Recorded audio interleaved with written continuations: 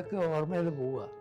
ഇപ്പം ആ കാലഘട്ടത്തിലുള്ള ഒരാൾ എന്നുള്ള നിലയിൽ ഞാൻ അതിൻ്റെ അവസാനത്തെ കണ്ണിയാണ്. എൻ്റെ ഇതോടുകൂടി ആ തലമുറ എൻ്റെ ഇത് അവിടെ അവസാനിക്കും. ആ ഗ്രാമം എന്ന് പറഞ്ഞാൽ പെരുവയിൽ പഞ്ചായത്തിൻ്റെ 4, 5, 6 വാർഡുകൾ ചേർന്ന സ്ഥലമാണ് ചെറുകുളത്തൂർ യശോദാന ഗ്രാമം.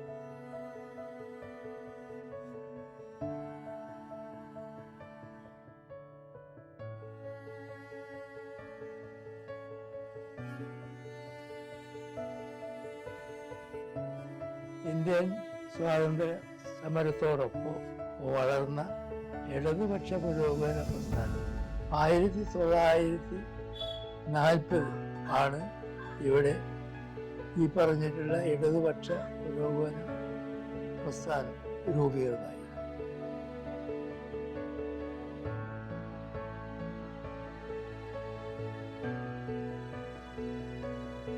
VT അച്യുതൻ മാഷ്, KP ഗോവിന്ദൻ, ഇവർ രണ്ടുപേരുമായി അതിൻ്റെ ആ കാലത്തെ നേതാക്കൾ, ആദ്യ കാലത്തെ നേതാക്കൾ. ഈ KP ഗോവിന്ദൻകുട്ടി എന്ന വ്യക്തിയുടെ സന്തത സഹചാരിയും സാമൂഹ്യ രാഷ്ട്രീയ പ്രവർത്തകനും കൂടിയായിരുന്നു അച്ഛൻ. അതേപോലെ തന്നെ VT അച്യുതൻ മാഷ്. ഈ 3 പേരാണ് ഈ പ്രദേശത്തെ ആ രീതിക്കുള്ള ഒരു പുരോഗമന ആശയത്തിൻ്റെ വക്താക്കൾ എന്ന നിലയ്ക്ക് ഈ പ്രദേശത്തിൽ ആ കാലഘട്ടത്തിൽ അറിയപ്പെട്ടിട്ടുണ്ട്. അന്ധവിശ്വാസത്തിനും അനാചാരത്തിനും ഐക്യത്തിനും അതേമാതിരി ഇതിനെതിരായിട്ടാണ്. അതോടൊപ്പം ഇതും കൂടി പ്രധാന പ്രവർത്തനം.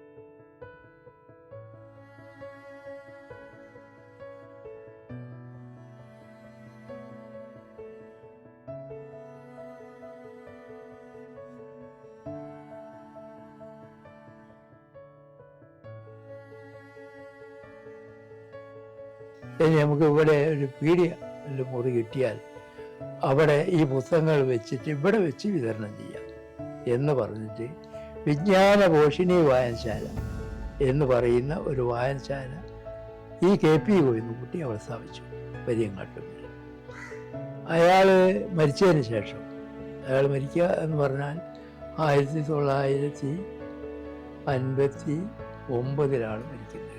മരിച്ചതിന് ശേഷം KP ഗോവിന്ദൻകുട്ടി മരിച്ചതിന് ശേഷം ആ വായനശാലയുടെ പ്രവർത്തനം പിന്നെ മുന്നോട്ട് കൊണ്ടുപോകാൻ കാര്യമായിട്ട് ആളില്ലാതെ വന്നല്ലോ. അപ്പോഴേ എന്നെ പോലുള്ള കുറച്ച് ആളുകൾ, ചെറുപ്പക്കാർ കുറച്ച് ആളുകൾ ആ ഉത്തരവാദിത്തം ഏറ്റെടുത്ത് മരിച്ചതിന് ശേഷം അതിൻ്റെ പേര് KP ഗോവിന്ദൻകുട്ടി സ്മാരക വായനശാല എന്നാക്കി. ആ വായനശാലയാണ് ഈ നേത്രദാന ഗ്രാമം എന്ന് പറഞ്ഞാൽ എൻ്റെ ഓർമ്മ ശരിയാണ് 2200 നേത്രങ്ങളാണ് ദാനം ചെയ്ത ആള് VR ചാത്തുകുട്ടി മാഷെന്ന് പറഞ്ഞ അച്ഛനാണ് ആദ്യമായിട്ട് ആ സന്ദർഭത്തിൽ മരണപ്പെടുന്നത്. യാദൃശ്ചികമായിട്ട് അറ്റാക്കായിട്ട്. ഈ പ്രവർത്തനം വായനശാല ഏറ്റെടുത്തു. ഒരു സംയുക്ത യോഗം, ഒരു സംഘാടക സമിതി യോഗം വിളിച്ചു ചേർക്കുകയും ആ സംഘാടക സമിതി യോഗത്തിൽ വെച്ച് 15 സ്ക്വാഡുകൾ ഉണ്ടാക്കുകയും ചെളത്തൂരിലെ 600ഓളം വീടുകൾ പല ഘട്ടങ്ങളിലായി കയറി ഇറങ്ങുകയും ചെയ്തുകൊണ്ട് 1600 സമ്മതപത്രങ്ങൾ ശേഖരിക്കുകയുണ്ടായി. നേത്രദാന സമ്മതപത്രങ്ങൾ ശേഖരിച്ചു. അങ്ങനെ നേത്രദാന ഗ്രാമം എന്നുള്ള പ്രഖ്യാപനം നടത്തി സാഹിത്യകാരൻ വാസുദേവൻ നായരെ പങ്കെടുപ്പിച്ചിട്ട് ഒരു പരിപാടി വെച്ചു. വളരെ അഭിമാനത്തോടുകൂടി പ്രാർത്ഥനകളോടുകൂടി ഈ ചെറുകുളത്തൂർ നേത്രദാന ഗ്രാമം ആയി പ്രഖ്യാപിക്കുന്നു. അന്ന് സമ്മതപത്രം ഏറ്റുവാങ്ങിയത് വാങ്ങാൻ ഞാനായിരുന്നു പോയിരുന്നത്. അന്ന് ഈ പരിപാടിയിൽ പങ്കെടുക്കാനുള്ളൊരു ഭാഗ്യവും എനിക്ക് കിട്ടുകയുണ്ടായി. തുടർന്ന് ഇങ്ങോട്ട് ഇതുവരെ 230ഓളം പേരുടെ കണ്ണുകൾ ദാനം ചെയ്യുകയും അത് 459 പേർക്ക് കാഴ്ചയായി മാറുകയും ചെയ്തു. നേത്രദാനത്തെക്കുറിച്ച് പറയുകയാണെങ്കിൽ നമ്മളിപ്പോൾ നേത്രദാനം എന്നൊക്കെ പറഞ്ഞ് സമ്മതപത്രമൊക്കെ കൊടുക്കും. പക്ഷേ നമ്മൾ മരിച്ചു കഴിഞ്ഞാൽ ഈ നമ്മുടെ ബന്ധുക്കൾ അതിന് എതിര് നിൽക്കുകയും അവരുടെ ഒരു എതിർപ്പുണ്ടാവുകയും ചെയ്യുമ്പോൾ ഈ നേത്രദാനം എന്നുള്ള ഒരു മഹനീയ കർമ്മം നമ്മൾ ഉദ്ദേശിച്ചിട്ടുണ്ടെങ്കിലും അത് കൃത്യമായി നടപ്പിൽ വരാൻ ബുദ്ധിമുട്ടുണ്ട്. അതുകൊണ്ട് നേത്രദാനം ചെയ്യുന്നവർ മുൻപേ തന്നെ ബന്ധുക്കളെയും മക്കളെയും ഒക്കെ അറിയിച്ചുകൊണ്ട് അവരുടെ കൂടെ സമ്മതത്തോടു കൂടി വേണം ഈ സമ്മതപത്രം ഒപ്പിട്ട് മെഡിക്കൽ കോളേജിലോ മറ്റ് സന്നദ്ധ സംഘടനകളിലോ ഏൽപ്പിക്കേണ്ടത്. കോഴിക്കോട്ടുള്ള ആശുപത്രികളിൽ അതിനുള്ള സൗകര്യങ്ങൾ ഉണ്ടായി തീർന്നതോടുകൂടി 2013 വീണ്ടും നേത്രദാന ഗ്രാമത്തിൽ നിന്ന് അവയവദാന ഗ്രാമത്തിലേക്ക് എന്ന സന്ദേശം ഉയർത്തിപ്പിടിച്ചുകൊണ്ട് അവർ ഇതിൽ നിന്നും മാറി, നേത്രദാനം എന്നതിൽ നിന്നും മാറി അതിൻ്റെ കൂടി ഒരുപടി മുന്നിലിട്ട് സമ്പൂർണ്ണ അവയവദാന ഗ്രാമമായിട്ട് അവർ മാറിയിരിക്കുകയാണ്. അപ്പോൾ അവയവദാനത്തിനെ കുറിച്ചുള്ള അവയർനെസ്സും ഒക്കെ അവർ കൊടുക്കുന്നു.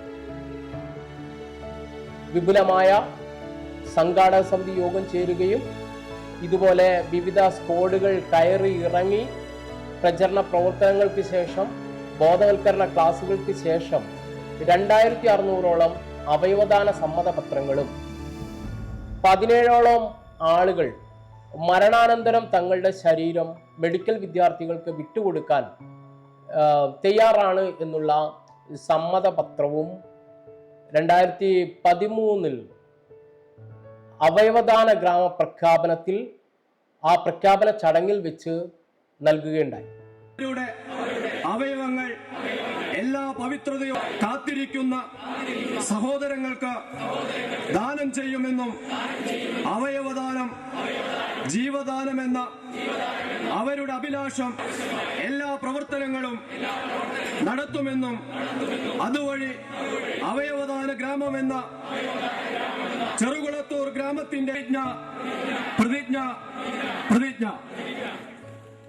വിശ്വനർത്തകിയായിട്ടുള്ള ഡോക്ടർ മല്ലിക സാരാഭായി ചെറുകുളത്തൂരിലെത്തിയാണ് ചെറുകുളത്തൂരിലെ നേത്രദാന ഗ്രാമത്തിൽ നിന്നും അവയവദാന ഗ്രാമമായിട്ട് പ്രഖ്യാപിക്കുന്നത്.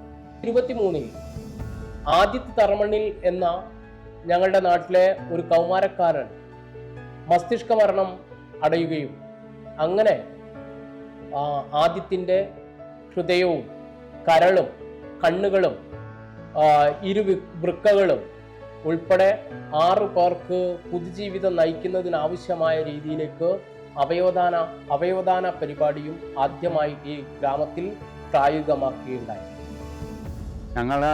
ഞാൻ എൻ്റെ അമ്മച്ചനാണ്, എൻ്റെ ഭാര്യ ഒക്കെ ഇവിടെ ഉണ്ട്. ഞങ്ങൾ രണ്ടാളാണ് ഇവിടെ ഈ വീട്ടിലുള്ളത്. മിക്കവാറും ഇവിടെ തന്നെയാണ് ഞാനാണ് കൊണ്ടിറക്കലും. എനിക്ക് അതിയായ ഖേദമുണ്ട് അക്കാര്യത്തിൽ. മകളെ മകൻ ആദിത്ത്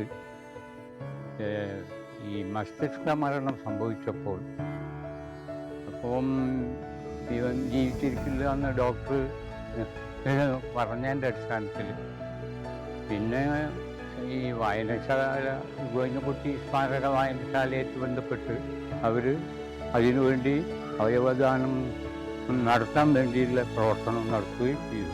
അപ്പോൾ നമ്മൾ ഈ വ്യക്തി ചെയ്താൽ പോരാ, കുടുംബാംഗങ്ങളെ കൂടെ ബോധവൽക്കരിക്കേണ്ട ഒരവസ്ഥ കൂടി ഇതിൻ്റെ അകത്ത് നിലനിൽക്കുന്നുണ്ട്. പക്ഷെ ഒരു വ്യക്തി ഇപ്പോൾ ഞാനിപ്പോൾ എൻ്റെ കണ്ണ് ദാനം ചെയ്തോ, എൻ്റെ ശരീരം ദാനം ചെയ്തോ, എന്തായാലും ചെയ്തിട്ടുണ്ടെങ്കിലും കുടുംബാംഗങ്ങൾ അതിന് വീറ്റോ പറഞ്ഞാൽ പിന്നെ അത് പ്രാവർത്തികമാവൂല. അപ്പോൾ ഒരു പ്രദേശം മൊത്തത്തിൽ ആ രീതിക്ക് ഉയർന്നു വന്നെങ്കിൽ മാത്രമേ, അല്ലെ കുടുംബാംഗങ്ങൾ കൂടി അതിൽ ഉയർന്നു വന്നെങ്കിൽ മാത്രമേ ഇന്നത്തെ സ്ഥിതിയിൽ പ്രാവർത്തികമാക്കുകയുള്ളൂ. പിന്നീടാണ് മെഡിക്കൽ കോളേജിന് ഓടിയ ഒന്നും കിട്ടുന്നില്ല, കുട്ടികൾക്ക് പഠിക്കാൻ അത് കൂടിയേ കഴിയുള്ളൂ. ഒരു ബോഡി 2 കുട്ടികൾ 3 കുട്ടികളൊക്കെയാണ് ഇപ്പോഴും പിന്നെ പഠിക്കാൻ വേണ്ടി അവർ കിട്ടുന്നതെന്നാണ് പറയുന്നത്. അതുകൊണ്ട് ഒരു വിഷമമുണ്ട്, ആളുകൾ തയ്യാറാവുന്നില്ല. ആ വിഷയം ഏറ്റെടുത്തു. അങ്ങനെ ഈ മരണശേഷം ശരീരം മെഡിക്കൽ കോളേജിന് ദാനം ചെയ്യാം തീരുമാനിച്ചു. അത് കുറേ ആളുകൾ വാങ്ങിയിട്ടുണ്ട്, ഞാനും കൊടുത്തിട്ടുണ്ട്. ഞാനും ദാനം ചെയ്ത ആളാണ് എൻ്റെ മരണശേഷം. പ്രത്യേകം തന്നെ ഏത് കാര്യങ്ങളും മുന്നോട്ട് പോകണമെങ്കിൽ അതാത് കാലഘട്ടത്തിലെ യുവത്വം അതിന് സജീവമായിട്ട് രംഗത്തുണ്ടാവണം. അപ്പം മറ്റു പല സ്ഥലത്ത് ചെല്ലുന്ന സമയത്ത് ഓർക്കും ഇതൊരു അത്ഭുതമാണ്. പക്ഷേ അവിടെയൊക്കെ ഇത് ആക്കി മാറ്റണമെങ്കിൽ അതിനുവേണ്ടിയുള്ള പ്രവർത്തനങ്ങളും കാര്യങ്ങളും ഒക്കെ സജീവമായിട്ട് നടക്കേണ്ടതുണ്ട്. ഇങ്ങനെ ആളുകൾ ഒത്തുചേർന്നാൽ സ്നേഹത്തിൻ്റെ പേരിൽ, മനുഷ്യ സ്നേഹത്തിൻ്റെ പേരിൽ, മാനവികതയുടെ പേരിൽ ഒത്തുചേർന്നാൽ ഈ ഭൂമുഖത്ത് ചിലവെല്ലാം നമ്മളുടെ കാലത്ത് ചെയ്യാൻ കഴിയും എന്നുള്ള ഒരു